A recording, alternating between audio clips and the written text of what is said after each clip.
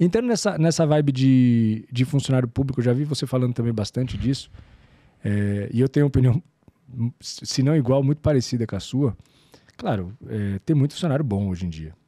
Eu acredito que a nova geração tem tentado melhorar, você vê isso até pela política também, algumas pessoas que entram aí estão com vontade de mudança.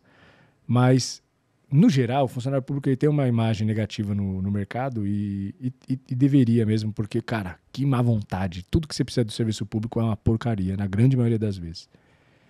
E os caras, cara, atrapalham o Brasil, como você falou, previdência e funcionalismo público.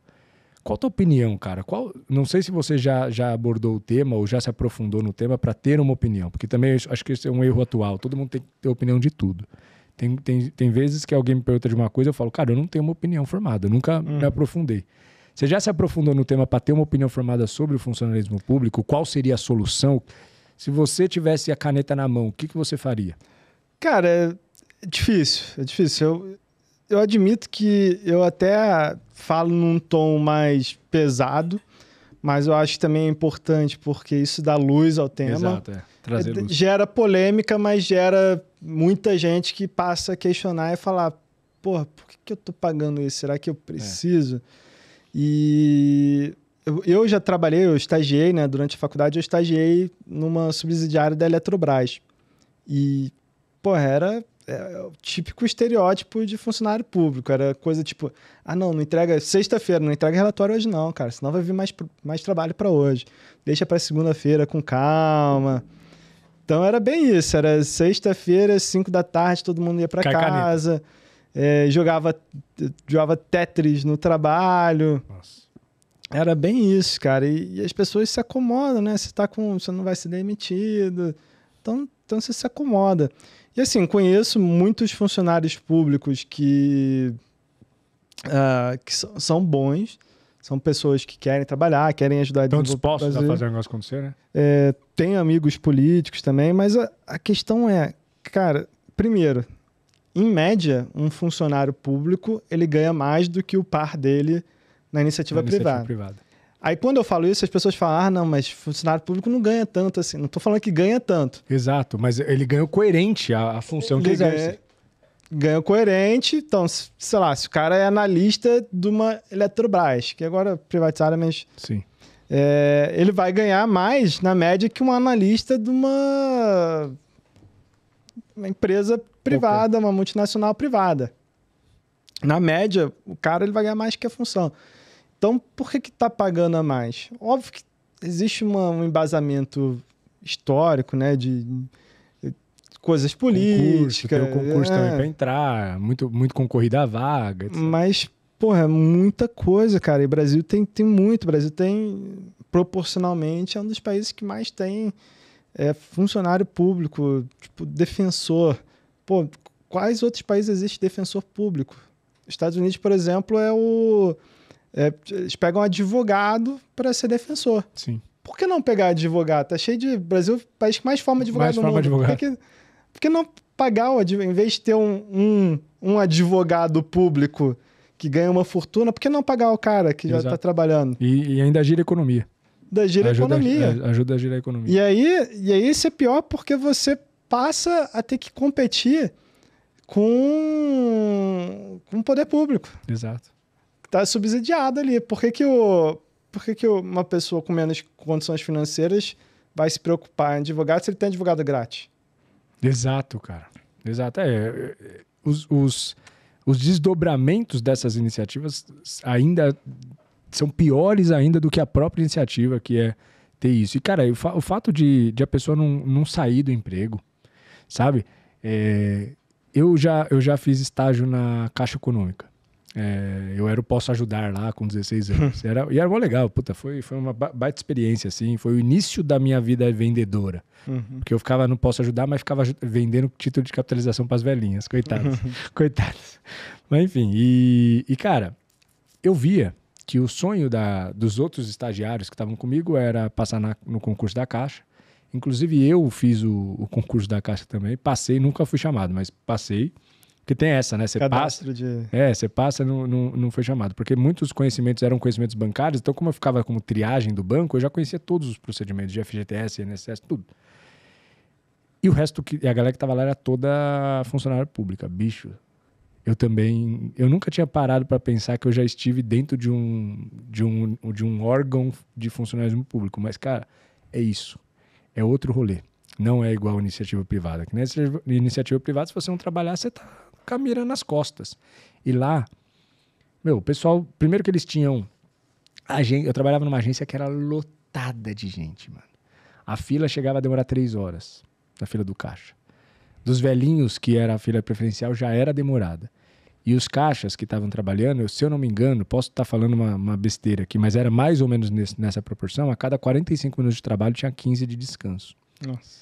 E eles não abriam mão desse descanso, cara. Tipo, todo mundo se ferrando na fila, o cara, tipo, ia lá e fazia os seus 15 minutos de descanso, dava o horário, caía a caneta. O cara não se preocupava. A hora que eles começavam a trabalhar com afinco, era quando dava 4 horas, e aí as portas da agência fechavam e eles tinham que zerar a fila, porque não estava vindo mais cliente. Aí nessa hora, bicho, das 4 em diante, eles terminavam a fila que demorava normalmente 3 horas, eles faziam em 1. Porque eles queriam ir embora, quando a fila acabava, eles iam embora.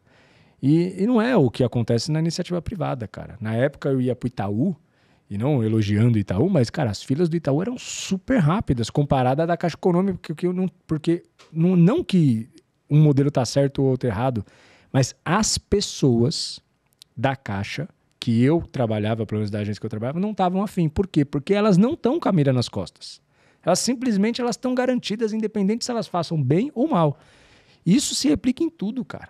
Pelo amor de Deus, não tem como você ter uma estabilidade de emprego sem atrelar a performance. Não tem como, porque senão você vai gerar o pior das pessoas. É um socialismo, cara. É um socialismo. Você vai ganhar independente se você faça e quem fizer bem se desmotiva. Porque se chega o cara tem que sustentar os demais, cara. Parasita ali. Imagina eu lá chegando com sangue no olho, recém-contratado do concurso. Falei, vou atender uma galera rápido.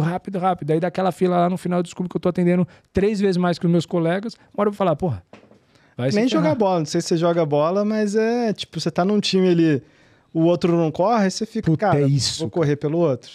Cara, é o exemplo que você deu, é perfeito. Quando eu saio com um cara que não corre, que não marca, eu me desestimulo a correr.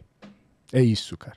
Dá até raiva. Você fala, puta, dependendo de como sai as tampinhas lá, eu já me desmotivo antes de começar. Porra, pega o socialista aí que joga bola, o cara é o primeiro a não correr. É o banheira. E é o cara que... Não, mas socialismo dá certo, tá? Dá certo porque os outros estão trabalhando por você, né? Cara, eu tava assistindo esses dias, Largados e Pelados. Que um amigo meu falou assim, pô, é um episódio legal, é uma série legal lá, tipo um reality show que o pessoal vai pro meio da mata e fica parado lá, fica 21 dias sobrevivendo. Eu tava assistindo, aí teve um episódio que uma menina tava, na verdade, tava prestes a chover, eles estavam vendo que o céu tava fechando, e eles comem muito pouco, então eles estavam com energia baixíssima, e eles resolveram montar uma cabana. Então tinha uma tribo lá do pessoal, 2 caras, um cara e uma menina, levantaram sem energia, pegaram o facão, começaram a cortar as árvores e montaram uma cabana. Bom, enfim.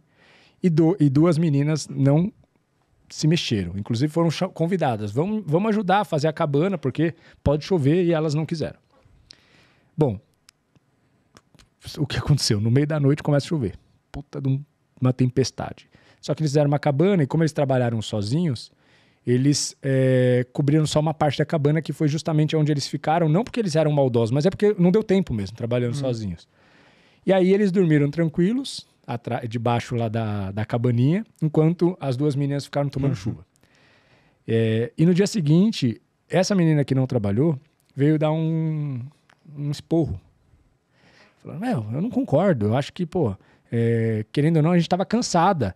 Por mais que, se vocês estavam com energia e trabalharam, eu achava justo que pelo menos no meio da noite vocês acordassem e falassem, deixa eu ficar um pouco na chuva, deixa eu dormir. Aí quando eu comecei a olhar, eu falei, cara, deixa eu ver o nome dessa menina. Olhei o nome dessa menina, procurei no Instagram, e a menina é uma esquerdista frenética, assim. E foi para isso que eu quis saber. Porque, cara, o posicionamento que ela teve foi muito socialista. De não fiz porra nenhuma e eu quero todos os méritos do teu trabalho. E quando eu fui ver, eu só constatei a minha desconfiança de que ela era uma socialista. Porque isso é... Cara, é a realidade. As pessoas, elas não... O socialismo acredita que as pessoas, elas são todas boazinhas e autoestimuláveis. Eu vou trabalhar pra caramba, você não, mas eu te sustento, tranquilo. Não é assim que funciona o cérebro humano. E o socialista acha que sim. Por quê? Porque ele é justamente a parte que quer as coisas de mão beijada. Essa é a minha humilde opinião, que eu sei que muita gente vai me cancelar por isso. Vai gerar polêmica. Vai gerar por isso.